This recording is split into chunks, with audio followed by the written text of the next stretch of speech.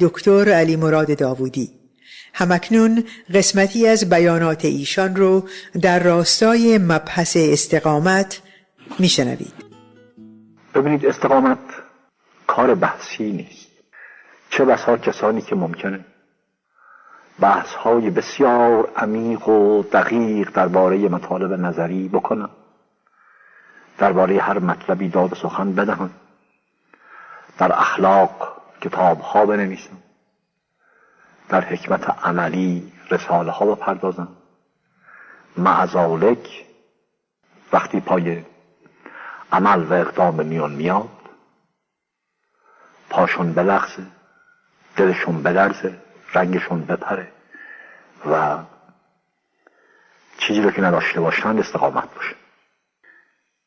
بنابراین باید در اصل استقامت رو رها کرد، عنانش رو به خود روح، به خود دل، به خود قلب، تا همانطور که حس میکنن و با همون حس به تپش در میآید، با همون تپش جنبشی رو در هیکل به وجود بیاره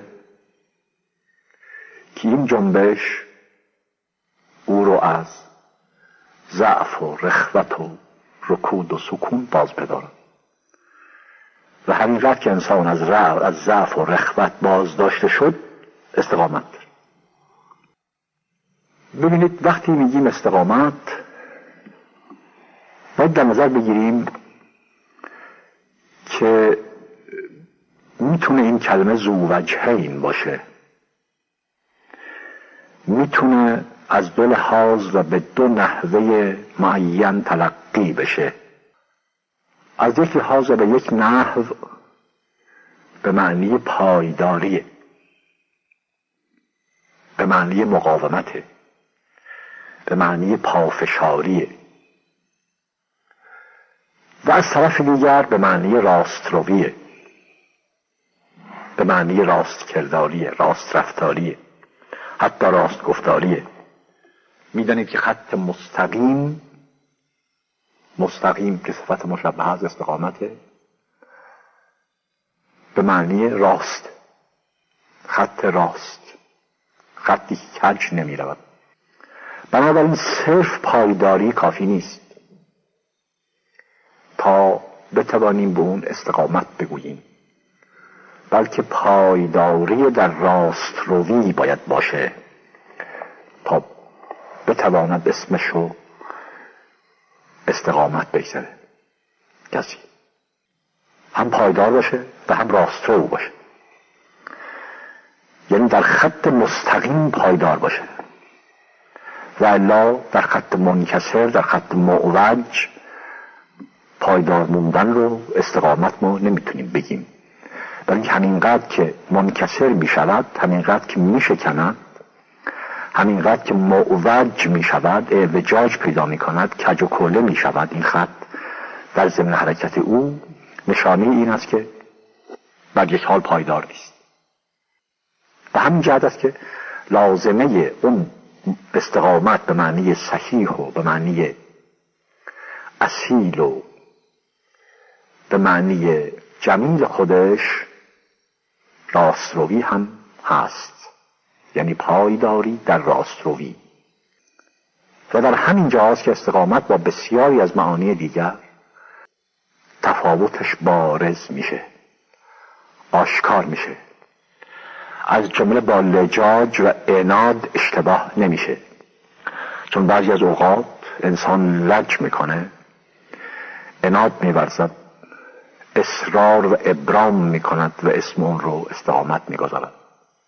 البته خوب نبود که اصرار و ابرام رو با لجاج و عناد در یک ردیف بیاریم، برای که لجاج و عناد همیشه بده، ستیز خویی به فارسی همیشه بده، اما اصرار و ابرام ممکنه همیشه بد نباشد، بلکه در اکثر اوقات هم خوبه. بنابراین بهتر همان است که بگیم استقامت رو با لجاج نباید اشتباه کرد. و فرق استقامت با لجاج در همین جاست، یعنی توجه به همین معنی دیگر استقامته که مناسبتش با راستروی باشه. به این معنا که انسان در خط مستقیمی که هست پایداری بکنه. از استقامت مسیر خودش که مطمئن شد، اون وقت در سلوک در اون مسیر پایدار باشه، مقاوم باشه، پافشار باشه، ابرام بکنه. اما در مورد جان و در مورد زندگی کار مزاح نیست، کار به جده. برای اینکه عرض کردم علاقه طبیعی، علاقه غریزی. اونجا که انسان جان از کف میدهد، اونجا که انسان زندگی رو به زمین مینهد، اونجا یه عامل قوی، قاهر، قادر دیگری لازمه. یه چیزهای دیگری رو لازم است در نظر او والا بکنه، به ارزش برسونه که باعث خار داشتن جان بشن، باعث حقیر شمردن زندگی بشن. و در همین جاست که گذشته از جان یک نوع نشانی حقانیت همیشه تلقی شده در هر راهی. یعنی در واقع کسی که در راهی می رود و در اون راه به راستی می رود، یعنی راه رو به راستی قبول کرده است و می رود و پایدار می ماند، اگر به جایی برسد که لازمه این پایدار موندن و راست رفتن از دست دادن جان باشه و او ابا نکند، او امتناع نکند، دلیل حقانیت او در ادعای خودشه. دلیل این است که ارزش والایی در نظر او اعتبار پیدا کرده که جان رو در نظرش کاهش داده، جان رو در نظرش خار و بیمقدار کرده، جان رو در نظرش همراه نقصان کرده. البته یک همچه استقامتی نشانه صدق ادعا.